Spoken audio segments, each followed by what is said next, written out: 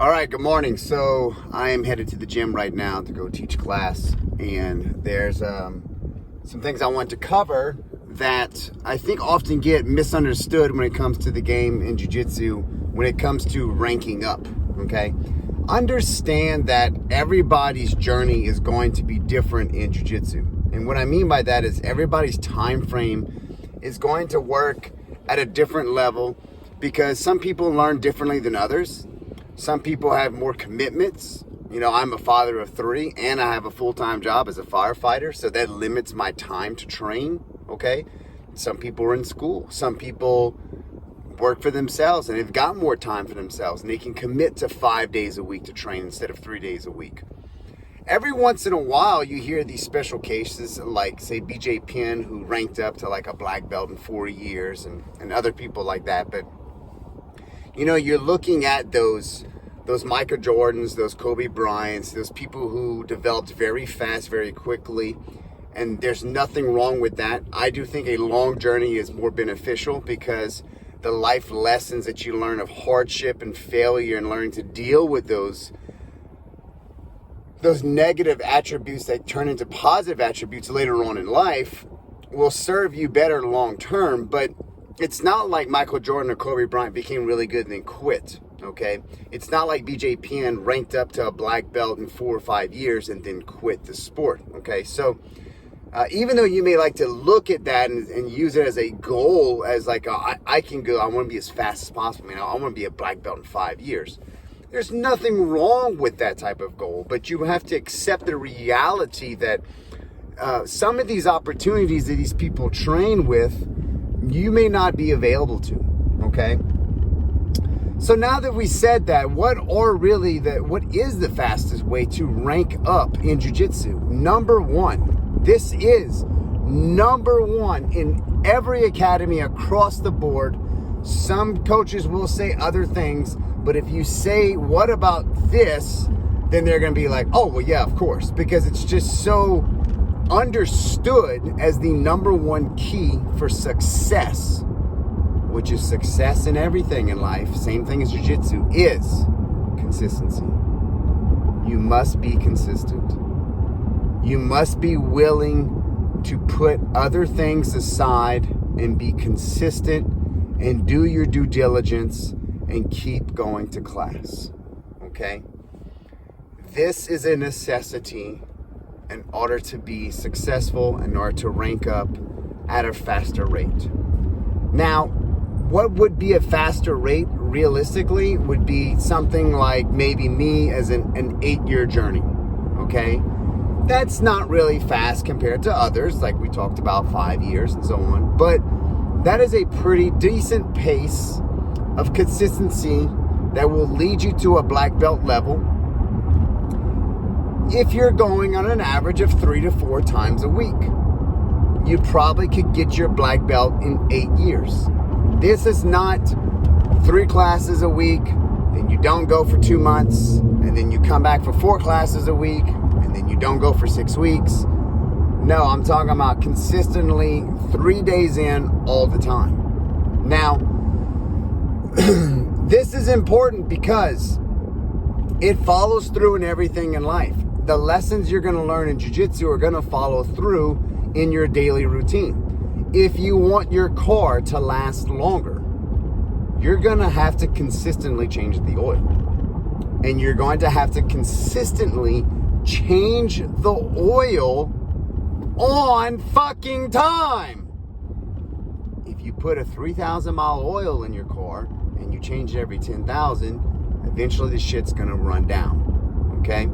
If you go to the gym twice a week and other people who go 4 times a week are beginning to rank up before you, it's because they're consistently changing that oil more often. They're getting in there, they're getting more fresh, okay? This is important because some things you're going to learn at a very, very high rate, and some things you're not, okay? I was not very good at triangles as a white belt.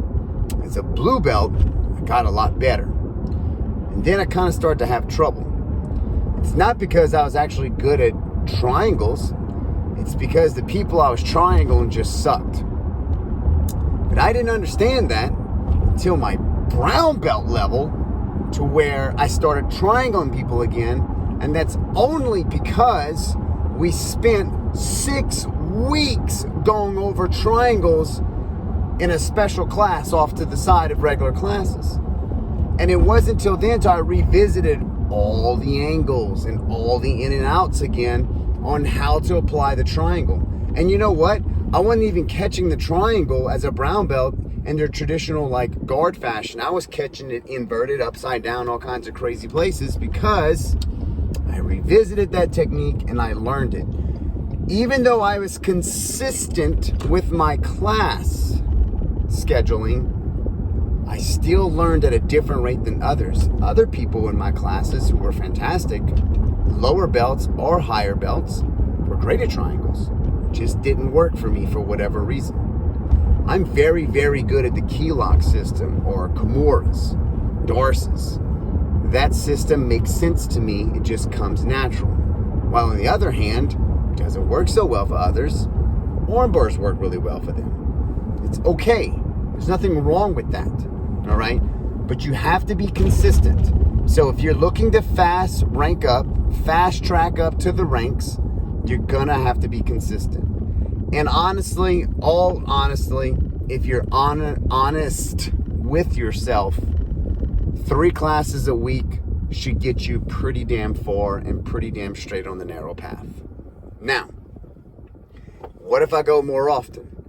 Well, even though you go more often, you should progress faster, but that doesn't mean you'll also rank up faster, okay? Some schools are very more stringent on the time spent at that belt level, okay? Some schools do not require you to compete at all.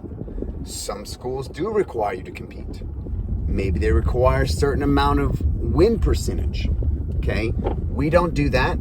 We often reiterate that it's important that you understand that you do not need to compete to rank up. But at the same time, it is extremely important that you compete to face your fears and see what you're good at, what you're not good at.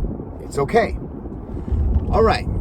So if you can go to class 3 times a week or twice a week, but you're looking to improve, the number one thing you can do, in my opinion, is open mat drilling. You find a drilling buddy, you find that person, and you just need to drill 1 or 2 moves, and that's it. And you can basically drill it to exhaustion. I used to have a buddy of mine. He was the greatest drilling partner I've ever had. We would seriously take a move and we would drill it like 50 times, and we would count it out. And by the time we got to 20 on both sides, we were so sick and tired of doing the move that's when we really began to learn, because you started paying attention more, because you want to just start kind of easing through the movement. So if you can only go to class twice a week, but you want to rank up faster, get some open mat drilling in, okay? That's actually going to help you faster than going to a class, because if you know the move, you can perfect that move, okay? What are some other key factors that you can do to be consistent to help you rank up faster? Well, the other one I want to talk about, because we're already at 9 minutes, this is the last one, is accepting failure, accepting responsibility for your mistakes. This is going to be your greatest attribute overall in jiu-jitsu. This is going to be your greatest attribute overall in life.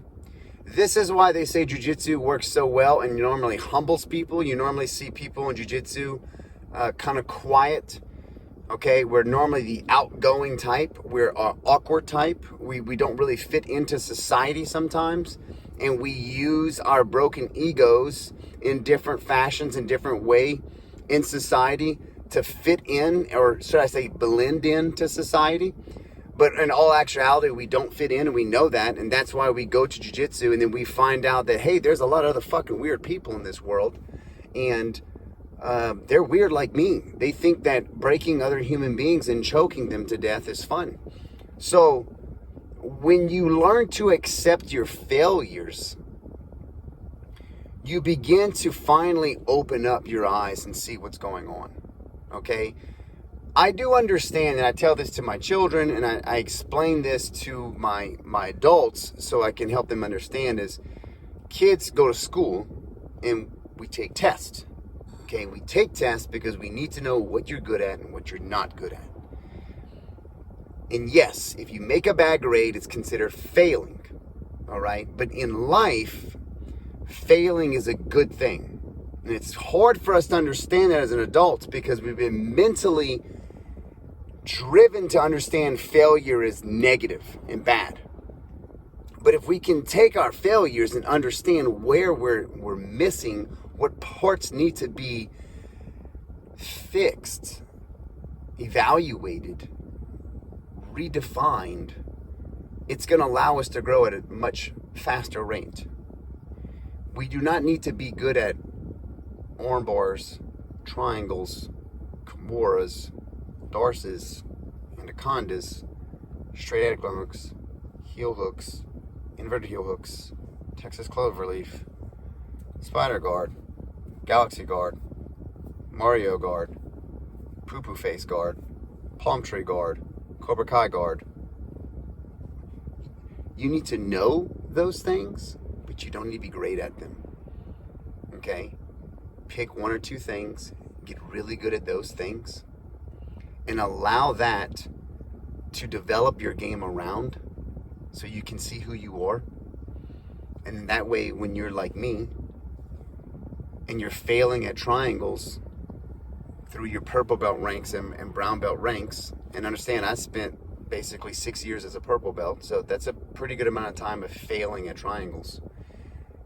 That when you're willing to accept the fault and what you did wrong with the triangle, now you can actually learn why you didn't do the triangle correctly, and now you begin to implement it and how it works.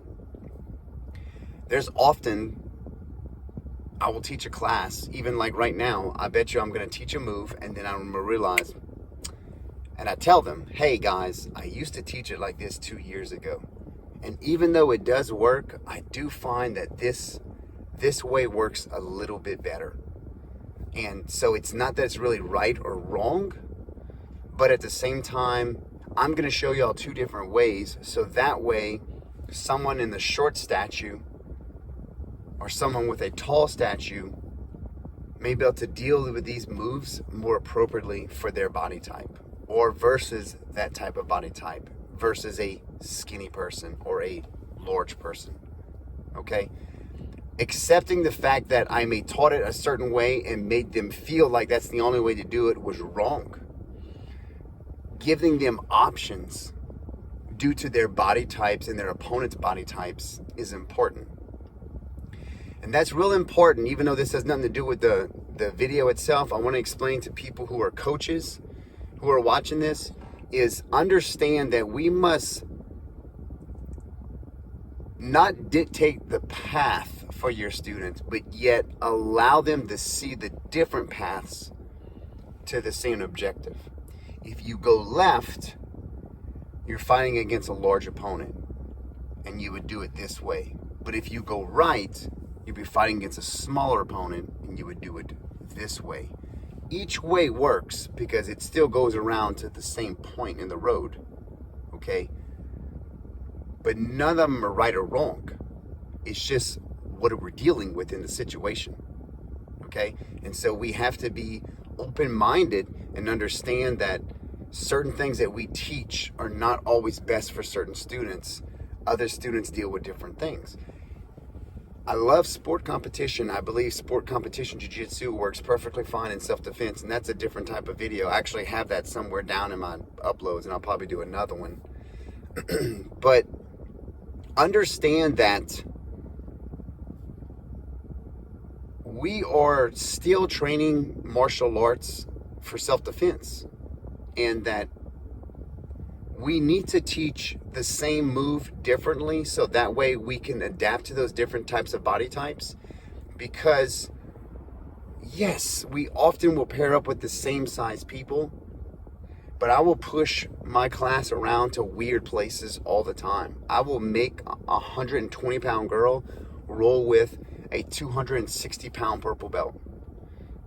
Now, the 260-pound purple belt is not an asshole, but to help them feel what it's like with awkward body types. Like I said, this is self-defense. So if you were to go into a street application, you want to be able to use your technique effectively with different body types dealing with the situation that you may come across. Okay? Now, remember, we're also fighting people in the street. These are retards, and they can't fucking fight. So they think they can, but they can't. So, pretty much no matter what move you do is going to work. You just got to learn to apply it under pressure. But if you're looking to rank up faster in jiu-jitsu, consistency is going to be your number one thing. Okay? You're going to have to be consistent. 3 to 4 classes a week, 2 classes, 2 drilling sessions, whatever it is, consistency. All right? And then be willing to accept your failures so that way you can simply just be like, okay, you know what? I really, really like Metamoris, and I get them a lot, but I can never finish them. Ask the person in your class who's wrecking shop on your ass why you can't get them. If they don't understand why, ask your coach. That's what we're here for. Accept your failures, fix them, keep moving forward in jiu-jitsu. You'll keep moving forward in life.